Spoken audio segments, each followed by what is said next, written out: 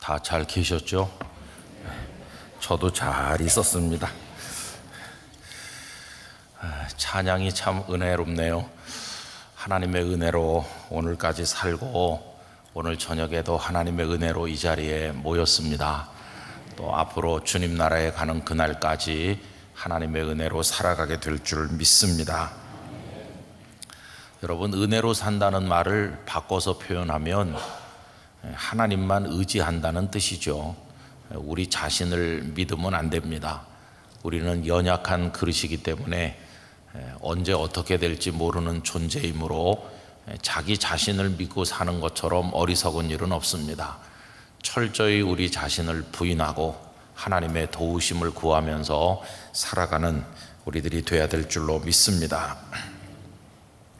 그동안 사도행전 8장 말씀을 쭉 읽어 내려오는 가운데 이 빌립 집사님께서 사마리아에 가셔서 복음을 전도하고 또 거기 많은 사람들이 믿게 된 이야기를 우리가 읽었습니다. 그리고 그 소식이 예루살렘에 전해졌기 때문에 예루살렘의 사도들은 베드로와 요한을 사마리아로 보냈고 이분들이 가셔서 성령이 임하는 놀라운 역사가 있었다고 그랬습니다. 근데 이제 오늘부터는 그 장면이 바뀌죠. 그래서 하나님께서 이 빌립을 다른 곳으로 보내시는 겁니다. 여러분, 오늘 읽은 말씀 가운데서 26절을 우리 다시 읽도록 하겠습니다. 주의 사자가 빌립에게 말하여 이르되 일어나서 남쪽으로 향하여 예루살렘에서 가사로 내려가는 길까지 가라 하니 그 길은 광야라. 아멘. 지금 빌립 집사님이 그 직전까지 계셨던 곳이 어디입니까? 사마리아죠. 사마리아가 있고 한참 내려오면 예루살렘이 있습니다. 근데 여기 좀 가사라는 곳이 나오죠. 이 가사는 예루살렘에서도 또 남쪽으로 한참 내려가야 됩니다. 그래서 어림잡아서 말씀드리면 사마리아에서 예루살렘까지가 대략 한 74km 정도 된다고 그래요. 근데 또 예루살렘에서 그 남쪽 가사까지는 또 한 70km 정도 된다고 그래요. 그러면 지금 빌립 집사님이 사마리아에 계신 건데 이 사마리아에서 쭉 내려가서 가사까지 가면은 이걸 합쳐보면은 한 140km 이상 되는 거죠. 여러분, 140km면은 요즘처럼 자동차로 달려도 고속도로로 100km로 달려도 1시간 반, 차 막히면 2시간 가야 되는 길이고 또 뭐 고속철로 달려도 1시간은 가야 될 그런 거리죠. 상당한 거리인데 하나님께서는 당신의 종 빌립을 그 먼 거리를 이동하게 하셨어요. 그럼 도대체 왜 하나님의 사람 빌립을 그 먼 거리를 가도록 하셨을까요? 그것은 어떤 한 사람을 만나도록 하시기 위해서예요. 이 빌립을 특별히 파송하셔서 한 사람을 만나게 하는 거죠. 여러분, 그 한 사람이 누군지 이미 잘 아시죠? 27절 말씀에 가봅시다. 다 같이 읽읍시다. 일어나 가서 보니 에디오피아 사람 곧 에디오피아 여왕 간다게의 모든 국고를 맡은 관리인 내시가 예배하러 예루살렘에 왔다가 라고 나오는데 여기 한 사람은 에디오피아 사람이에요. 에디오피아 간다게라는 여왕이 있었는데 아마 그 간다게는 고유명사라기보다는 이집트의 왕을 바로라고 부르는 것처럼 에디오피아의 왕들을 그렇게 부르지 않았나 생각이 듭니다. 근데 이 사람은 평범한 사람이 아니죠.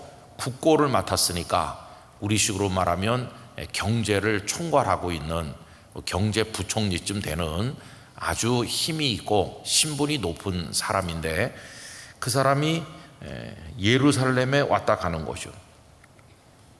그래서 빌립 집사님은 하나님의 그 명령을 따라서 그 먼 거리를 순종해서 정해진 장소까지 왔더니 에디오피아 관리를 딱 만나게 된 것입니다. 그러면 도대체 이 에디오피아 관리가 어떤 사람이기에 오늘 설교 제목 그대로 하나님께서 그를 주목하셨을까 하는 것입니다. 여러분, 세상에 사람이 얼마나 많아요.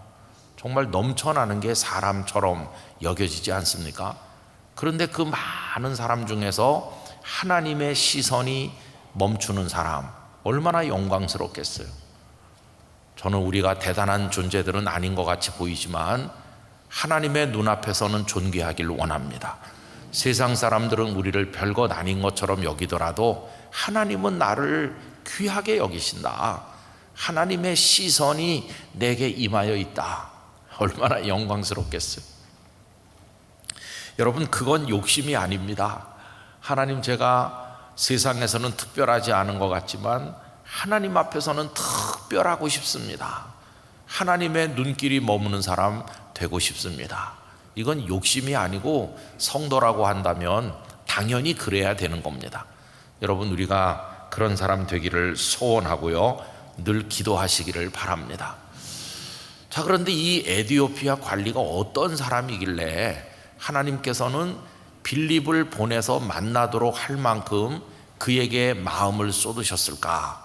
이 사람은 어떤 사람이었을까 하는 거죠.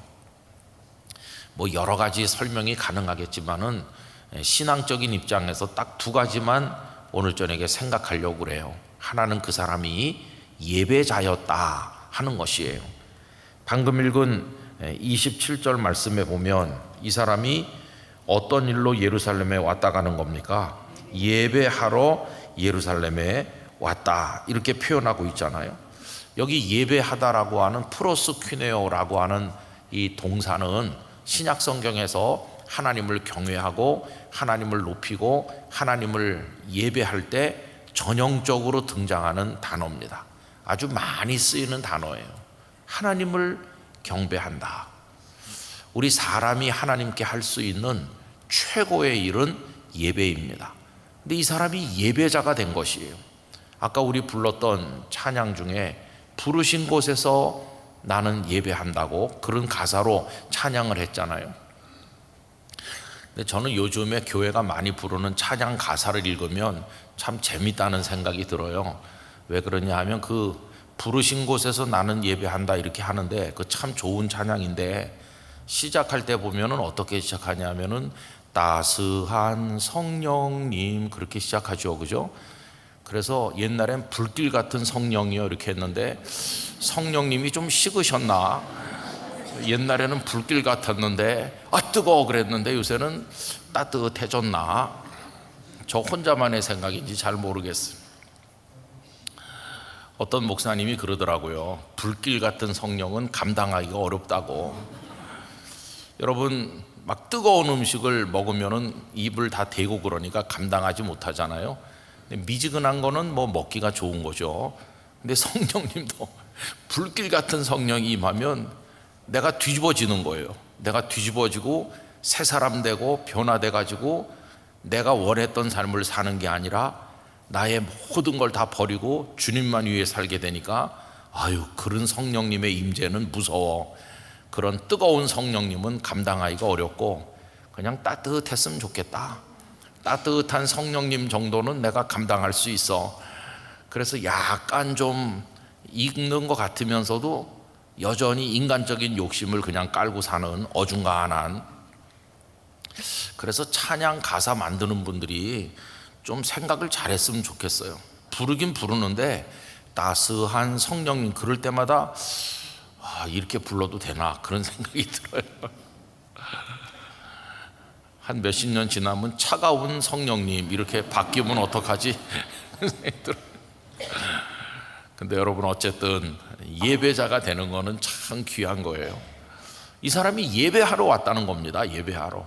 그러면 아까 빌립 집사님은 그 사마리아에서 가사까지 한 140km 된다고 멀다고 했는데 이 에디오피아 관리는 얼마나 먼 데서 왔을까요?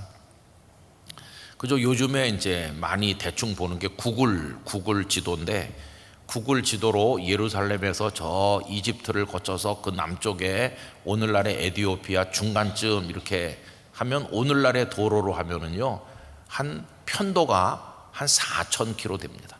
한 4,000km 정도 나와요. 그거를 왕복을 하는 거니까 한 8,000km 되는 거예요. 그러니 하루에 이동할 수 있는 거리가 제한되어 있는 거 아닙니까? 아무리 열심히 가도 뭐 하루에 한 40km, 100리 정도 가는 거죠. 물론 말을 타고 마구 달리는지 모르는데 이 사람은 나중에 보면 수레를 탔다고 그랬으니까 아마 마구 달리진 않았을 것 같아요.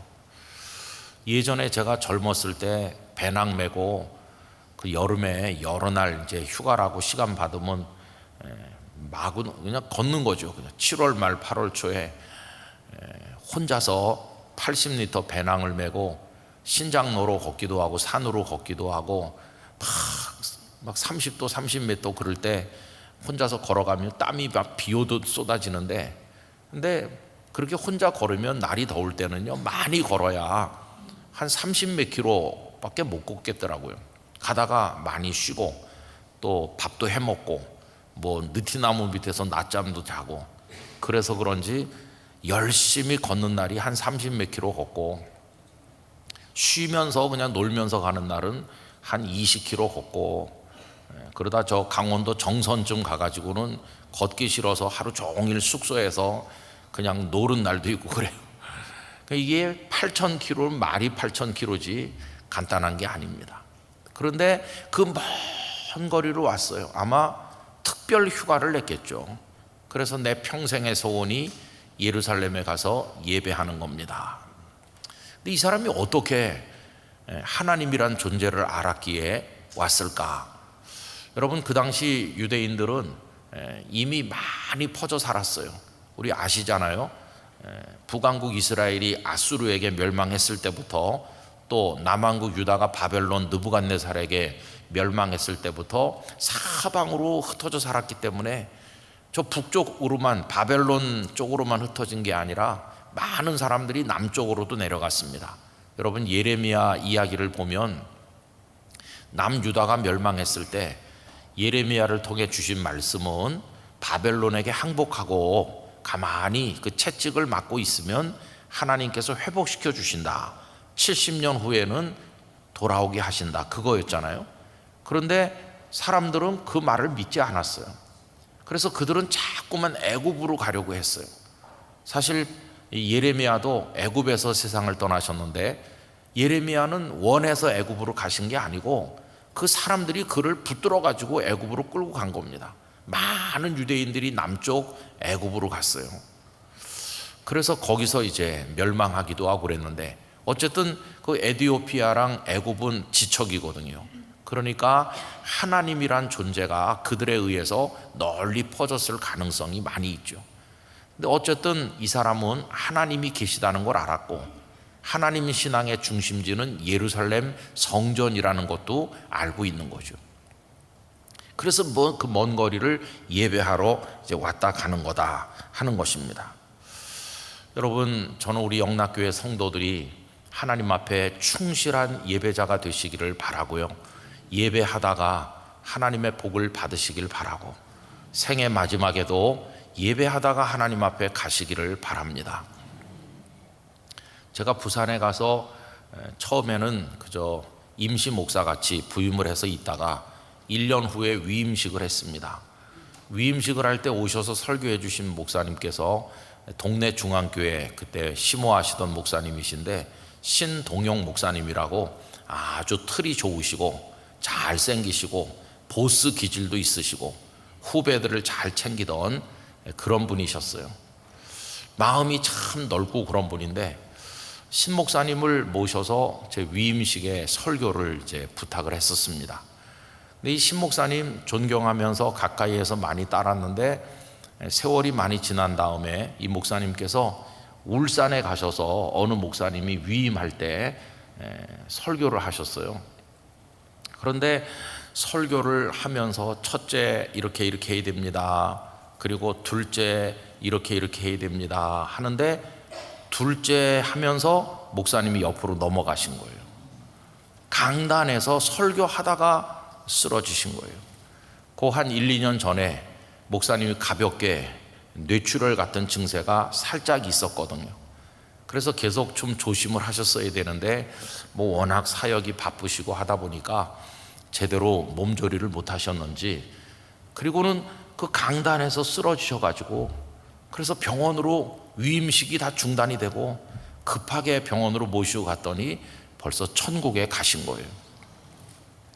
그 목사님 장례식을 이제 그분이 세운 학교가 부산에 있습니다. 학교 강당에서 장례식 예배를 드리는데 제가 그 예배 참석했어요.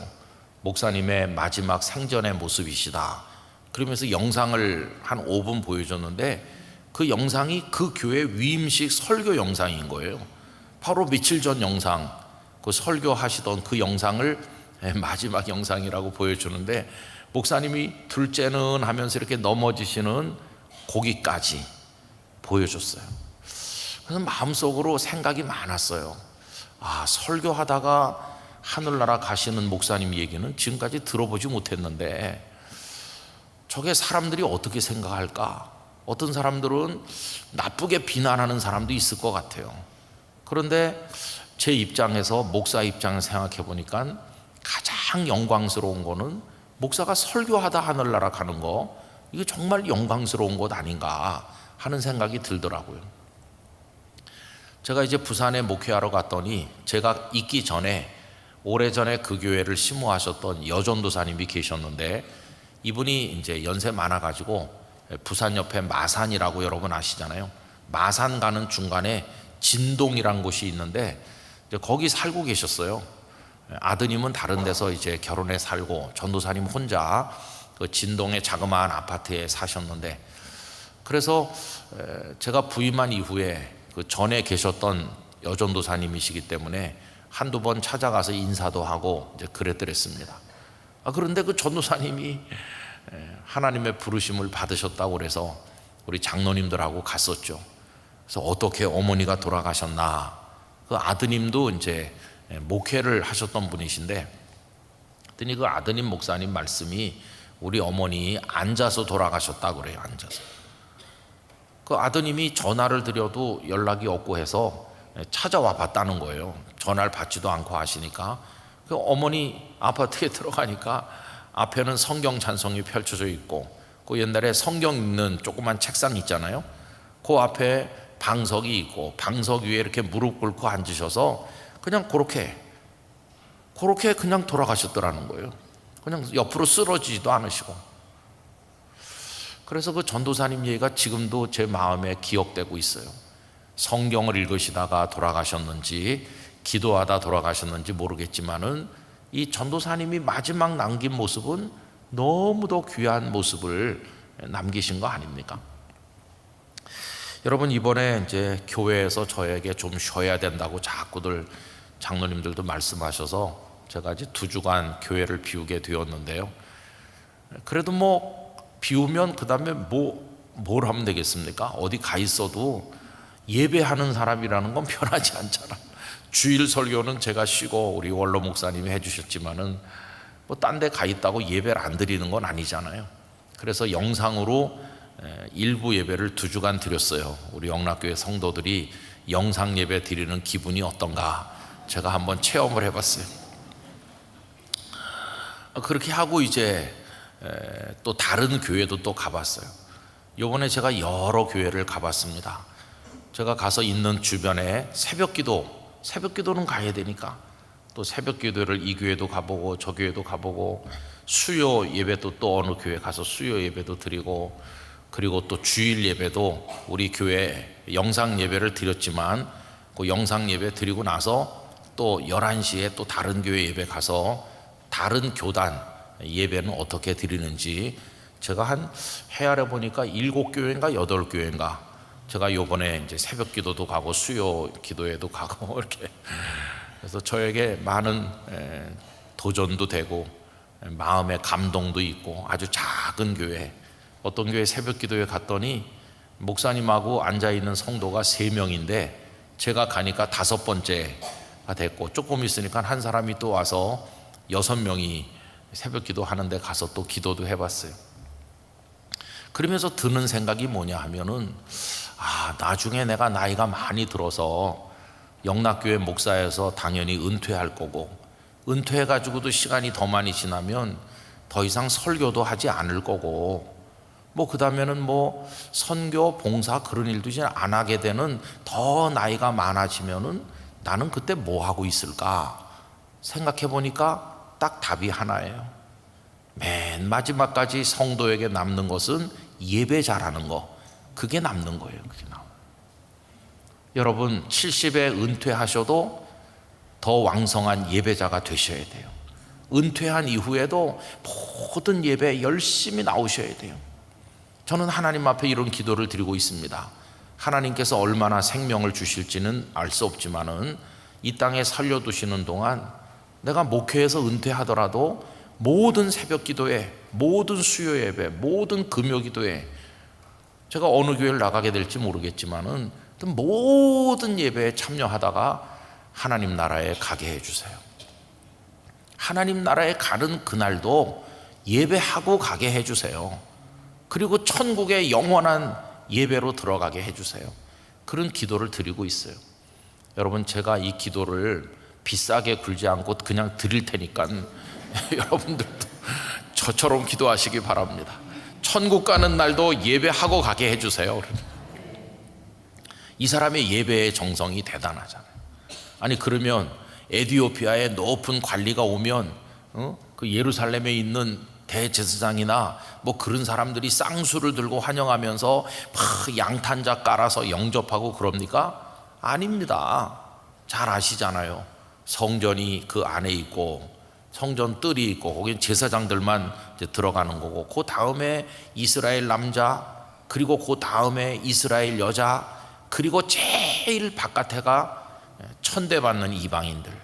아무리 이 사람이 대단한 지위에 있어도 성전에 가면 그냥 이방인일 뿐이에요. 이방인. 이 사람이 지위가 높다고 뭐 성전 뜰에 들어오게 해줘, 그럼 도저히 있을 수 없는 일이죠. 가봤자 환영받는 게 아니에요. 이방인의 뜰에서 그냥 바라보는 것 뿐이에요. 얼마나 이게 허망합니까? 왕복 8,000km를 걸어가지고 이동을 해가지고 그냥 먼 데서 바라보고 돌아와야 된다면 누가 가겠어요? 근데 이분은 마음이 하나님을 향하여 막 쏟아지는 거예요. 온 마음을 하나님께. 이게 얼마나 귀중한 겁니까? 더군다나 오늘 본문에 보면 이 사람을 뭐라고 표현했느냐 하면 관리인 넷이라고.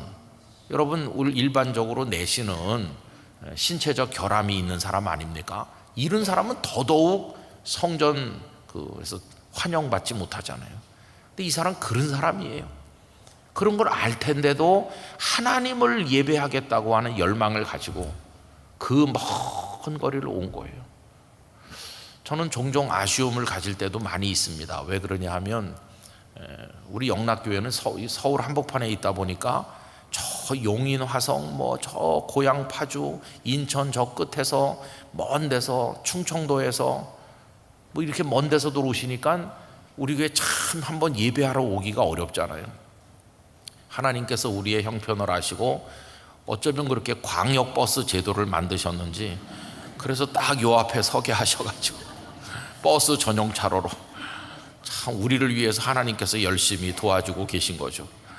근데 이게 주일날은 그렇게 오시는데 뭐 저녁 집회 같은 걸 하면요, 그 지역 교회는 다 가까이 사시기 때문에 성도들이 많이 옵니다. 부흥 집회 같은 거 하면은 그래도 많이 오는데 우리 영락교회는 워낙 멀리 살고 저녁 출퇴근 시간에 버스 막히고 차량 막히니까 못 오시고 그냥 어차피 뭐 와도 영상 본다 이러면 이게 참 목사로서는 아쉬운 거예요. 뭘 할 때 많이 오셔서 이 빈자리가 없어야 되는데 자리가 많이 비면 마음으로 또 하나님 우리를 위해서 영상까지 개발하셨구나 이렇게 생각은 하지만 참 마음이 좀 그래요.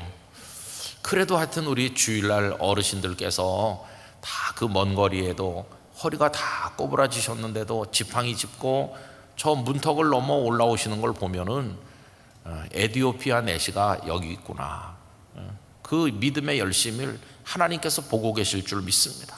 이 자리를 채워서 하나님 앞에 예배할 때 얼마나 귀해요. 그래서 여러분, 저는 믿습니다. 하나님은 어떤 사람에게 주목하시는가? 예배하는 사람에게 주목하신다. 이 사람 그런 사람이에요. 예배하는 사람. 예배는 신앙의 ABCD를 얘기할 때 그 A에 해당하는 거예요. 예수님을 안 믿던 사람이 처음 믿을 때 처음 믿는 사람이 하는 게 뭡니까? 일단 예배는 오잖아요. 그죠? 무슨 봉사 이런 거 안 해도 일단 새신자가 제일 먼저 하는 게 예배부터 시작하자.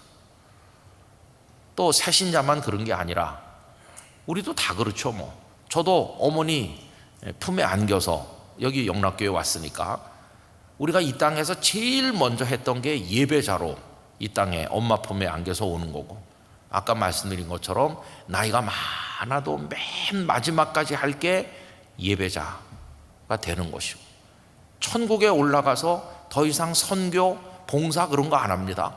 천국에 올라가면 영원한 예배자가 되는 거예요.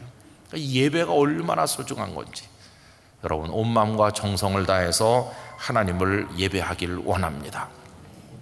또 두 번째로 이 에티오피아 관리가 어떤 사람인가 하고 얘기한다면 이 사람 말씀을 사모하는 사람이라는 거 우리가 알 수 있어요. 이 사람 말씀을 읽잖아요.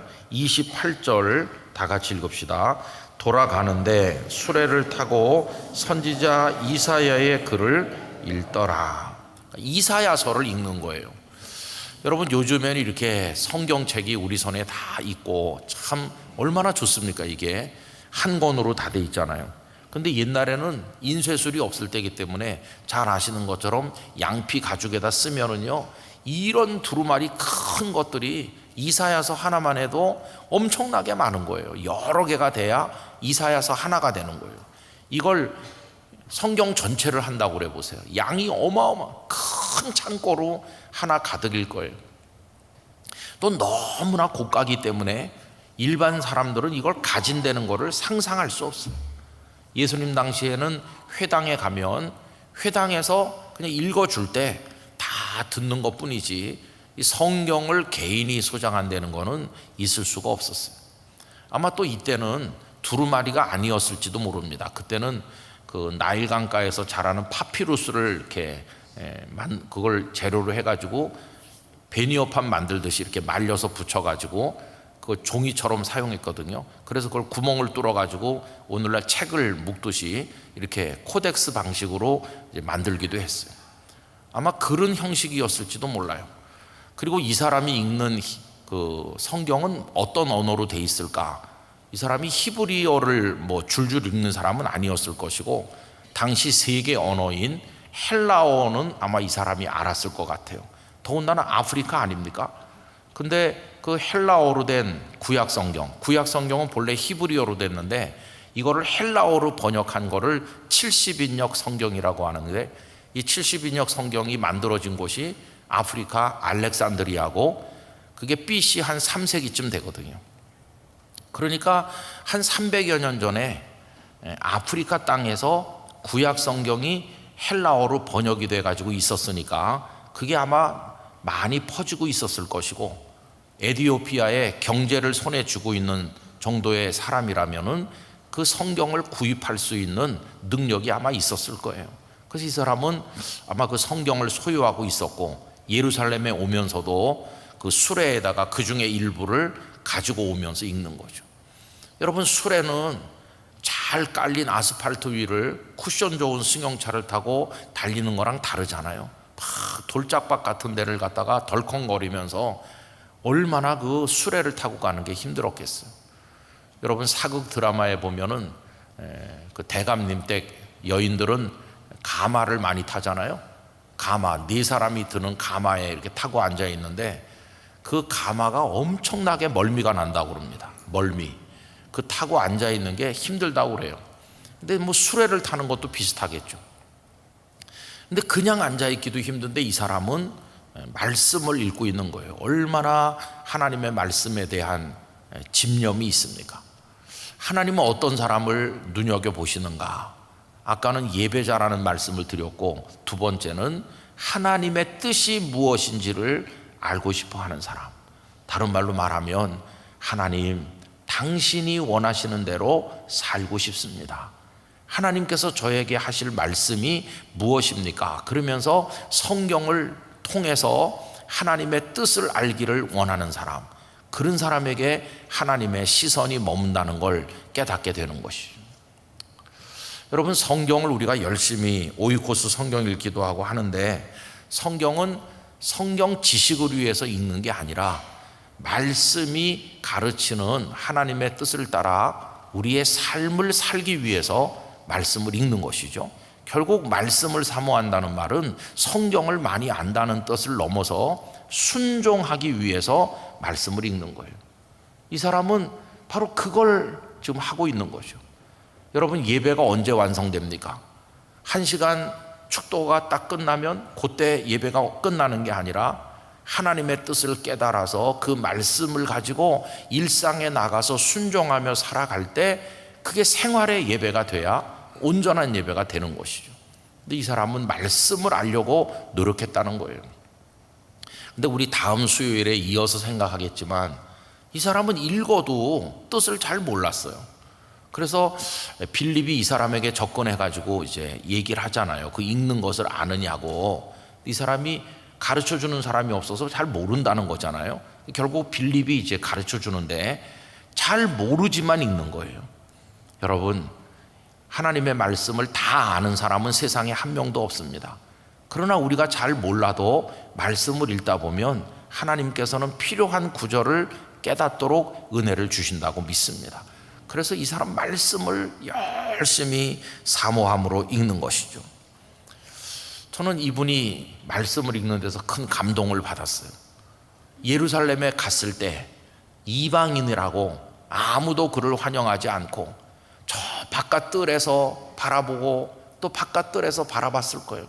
아마 매일같이 이방인의 뜰에 올라갔을 거예요. 아마 여러 날을 체류하면서 늘 거기 가서 바라보면서 마음을 하나님 앞에 드렸을 겁니다. 그리고는 여호와 하나님, 이제 저는 다시 돌아가야 됩니다. 여기서 환영받지 못하지만 당신께서는 제 마음을 아실 줄 믿습니다. 이렇게 하고 돌아가면서 제가 돌아가서 다시 예루살렘에 오게 될 기회가 있을지는 모르지만 제 나라로 돌아가면 여호와 하나님 당신의 뜻을 따라서 제가 진정으로 살아가도록 하겠습니다. 그런 결심을 하는 거죠. 그래서 이제 하나님의 뜻을 알기 위해서 성경을 읽는 거예요. 여러분, 이스라엘 백성들의 신앙이 획기적으로 변한 것은 언제냐 하면은 바벨론 포로 사건 이후입니다. 바벨론 포로 사건 이전에는 예루살렘에 성전이 있었고 그 성전에서는 제사가 정해진 방식대로 늘 이렇게 드려졌어요. 그때는 믿음이 좋은 게 뭐냐 하면 제사를 열심히 드리는 거였어요.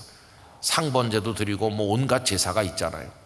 그런데 느부갓네살의 침략을 받아서 성전이 다 무너지고 이제 성전이 없게 됐어요.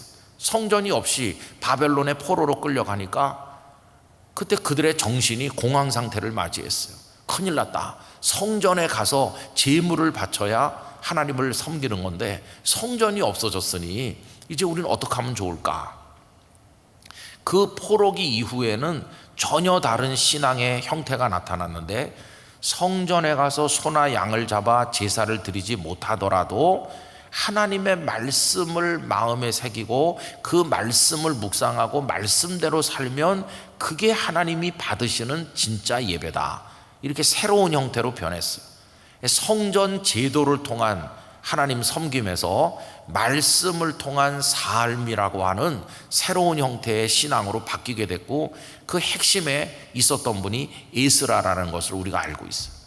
여러분, 에스라가 예루살렘으로 귀환하셔서 느헤미야 시대에 사람들을 수문학 광장 앞에 모아가지고 하나님 말씀을 열심히 가르쳤잖아요. 이제 말씀 중심 신앙으로 돌아오는 거죠. 제사 제도로부터 말씀으로 그들이 돌아서게 됐는데 여러분, 오늘도 마찬가지입니다. 아무리 주일날 예배당에 와서 앉아있는 예배 순서에 따라서 이른 예배를 많이 드려도 우리 삶 속에 하나님의 말씀이 녹아들지 않으면 그건 죽은 예배가 되는 것이고 하나님 경배가 제대로 안 되는 것이죠. 그래서 첫째는 예배자가 돼야 되고 그 예배의 완성은 말씀을 통한 삶의 순종이다 하는 걸 알 수 있어요. 근데 이 사람이 이제 그런 사람인 거예요. 그랬더니 하나님의 시선이 그를 주목하셨다는 것을 알 수 있어요. 성도 여러분, 말씀을 사랑하시기 바랍니다. 말씀을 많이 사모하시기 바랍니다. 지식을 쌓기 위해서가 아니라 순종하기 위해서 말씀을 많이 애독하시기 바랍니다. 우선 많이 읽고 많이 묵상해야 돼요. 제가 며칠 전에 어느 교회 목사님으로부터 참 귀한 간증을 들었어요. 그 교회에 이 목사님은 8년째 지금 목회하는 분입니다. 이제 나이가 한 50 조금 넘어가는 팔팔한 목사님이신데 그 교회에 이런 일이 있었대요. 그 교회 원로 장로님이 하나님의 부르심을 받으셨는데 그 장로님이 한 90세쯤 돼서 별세하셨다고 그래요. 그런데 한 85세쯤 되셨을 때 몸이 좋지 않아서 병원에 갔더니 병원에서 말기암입니다. 아무것도 해드릴 게 없습니다. 이제 장로님이 이제는 하나님 나라 갈 날을 기다리게 됐어요. 근데 장로님께서 하나님 앞에 감사 기도를 했대요. 평생 동안 인도해 주시고 이제 저를 당신의 품에 받아주시니 하나님을 찬양합니다. 저를 어서속히 불러주시옵소서. 그렇게 하는데 그 장로님의 마음에 하나님의 응답이 자꾸 임하는데 너 성경 500독 하고 와라. 근데 그때까지 이 장로님이 평생 성경을 얼마나 열심히 읽으셨는지 300독은 조금 안 되고 200 수십 독을 그때 하시는 중이었대요. 그때까지가. 근데 성령님의 감동이 500독은 채우고 와라 이거였다는 거예요. 그래서 이제 뭐 자녀들에게도 주변 사람들에게도 난 곧 하나님의 품에 가길 원하는데 500독을 하고 오라고 그러신다고. 근데 이 장로님이 이제 종종 병원에 입원도 하고 뭐 퇴원하고 이걸 반복하는데 참 허약한 몸이시겠죠. 그런데도 그 속에서 하여튼 정신만 들면은 병원에서건 집에서건 하루 종일 성경을 읽었다는 거예요. 500독을 채워야 되니까. 그 목사님 말씀 듣고 깜짝 놀랐어요. 최고 많이 읽으신 해는 한 해에 47독을 했대요.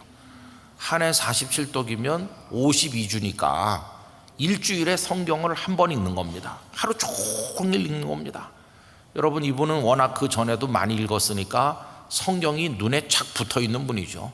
막 잘잘잘잘 읽어 내려가지는데 제 경험을 얘기해 보면은 신대원에 입학시험 치기 전에 하루 종일 읽으니까 8일에 한 번 읽겠더라고요. 제가 8일에 66권을 쫙 읽고 그렇게 했었거든요. 그러니까 뭐 하루 종일 읽으면, 그래서 그 장로님이 어떤 해는 45독, 어떤 해는 47독, 500독을 채워가는 거죠. 성도들 모두가 이제 그걸 주시하는 겁니다. 정말 저 장로님이 500독을 채울까? 이렇게 영적으로 다 거기 초점이 모아지고 성도들이 관심을 가졌대요. 근데 장로님이 드디어 500독 하게 됐는데, 500독을 채우게 됐는데 맨 마지막에 요한계시록을 읽게 되잖아요. 근데 그 목사님이 그 가족들에게 이렇게 말했대요. 요한계시록 맨 마지막 장 22장인데 그거 읽으면 500독이 꽉 차는 건데 그 22장은 장로님 혼자 읽지 말고 우리 주일 예배 시간에 온 성도가 다 같이 낭독하겠습니다. 그래서 주일 예배 시간에 온 성도가 요한계시록 22장을 다 같이 소리를 내서 읽었대요. 장로님 500독을 채운 거죠. 그게 한 5년 정도 걸렸대요. 500독을 채우기까지. 그 이전에 많이 읽어 놓으신 거에 더해서. 그럼 그 후에 어떻게 됐을까요? 참 그 목사님 얘기 듣고 깜짝 놀랐어요. 그리고 나서 한 열흘 만에 하나님의 부르심을 받으셨대요. 500독을 채우고. 근데 하나도 슬프지 않았대요. 그 자녀들도 그렇고 성도들도 그렇고 장로님 돌아가셨다고 슬픈 게 아니라 엄청난 축복을 우리 교회에 주셨다. 하나님 말씀을 사랑하는 모습을 보여주셨고 온 성도가 장로님의 그거에 맞춰가지고 성경 읽기 붐이 일어났고 하나님 말씀을 읽으면서, 그래서 그 교회는 장로님의 그 마지막 몇 년이 교인들에게 큰 축복이 됐다는 것이에요. 그럼 말씀을 사랑하게 됐대요. 제가 이틀 전에 들은 따끈따끈한 얘기입니다. 이게. 저 참 감동 많이 받았어요.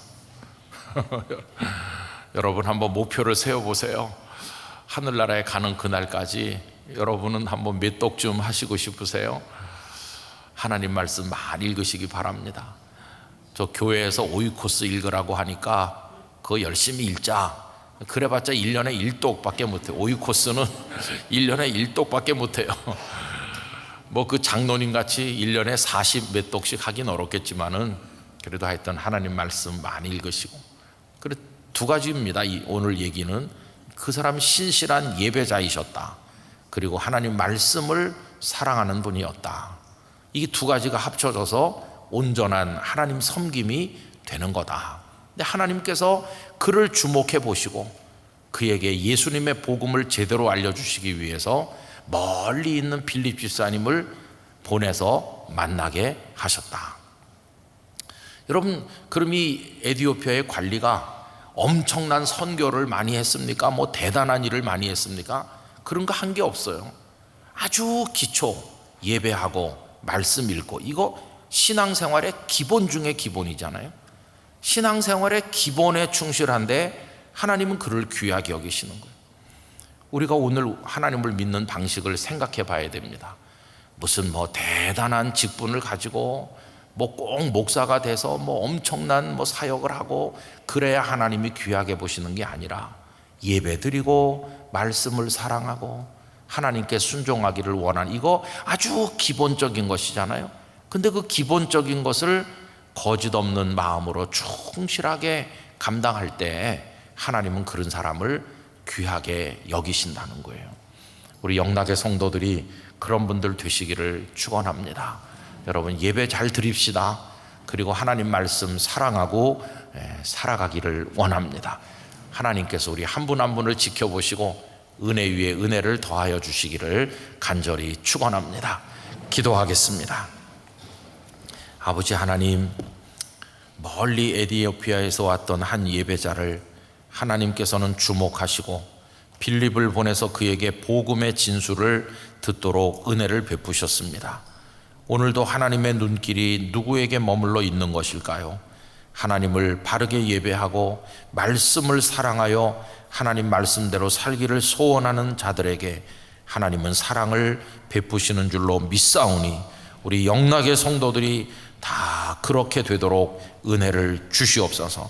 우리 생의 마지막 날까지도 그런 모습으로 살다가 주님 품에 안기게 하여 주시옵소서. 예수님의 이름으로 기도하옵나이다. 아멘.